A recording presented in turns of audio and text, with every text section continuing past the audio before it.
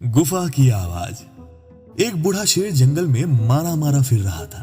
कई दिनों से उसे खाना नसीब नहीं हुआ। दरअसल बुढ़ापे के कारण वो शिकार नहीं कर पाता था। वह भटकते भटकते काफी थक गया तो एक स्थान पर रुककर सोचने लगा कि क्या करूं, किधर जाऊं, कैसे बुझाऊं इस पेट की आग को।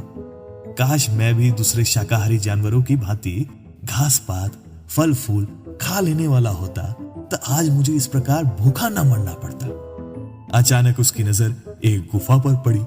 उसने सोचा कि इस गुफा में अवश्य ही कोई जंगली जानवर रहता होगा।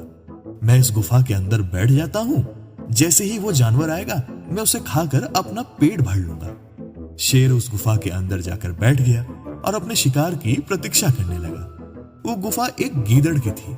गीदड़ ने गुफा के करीब आते ही गुफा में शेर के पंजों के निशान देखे थे तो वह फौरन खतरा भाप गया, परंतु सामने संकट देखकर उसने अपना संयम नहीं खोया, बल्कि उसकी बुद्धि तेजी से काम करने लगी कि शत्रु से कैसे बचा जाए।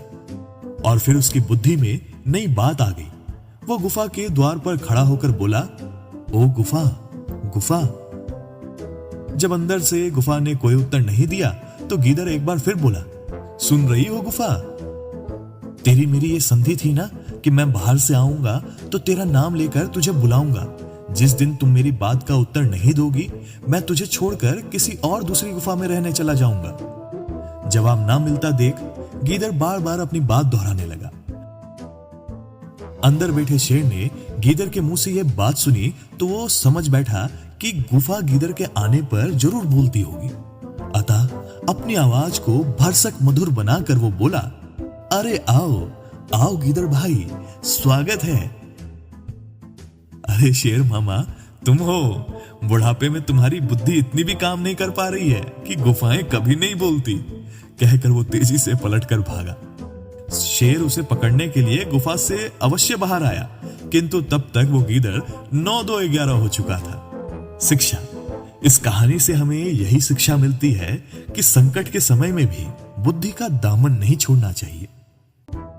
ये था आपका दोस्त आरजे विजीत, जो आपको ये कहानी सुना रहा था। अगर यह कहानी आपको अच्छी लगी तो लाइक, शेयर एंड सब्सक्राइब हमारे चैनल को जरूर करके जाइएगा और ऐसी ही कहानी को सुनने के लिए मेरे साथ बने रहिए।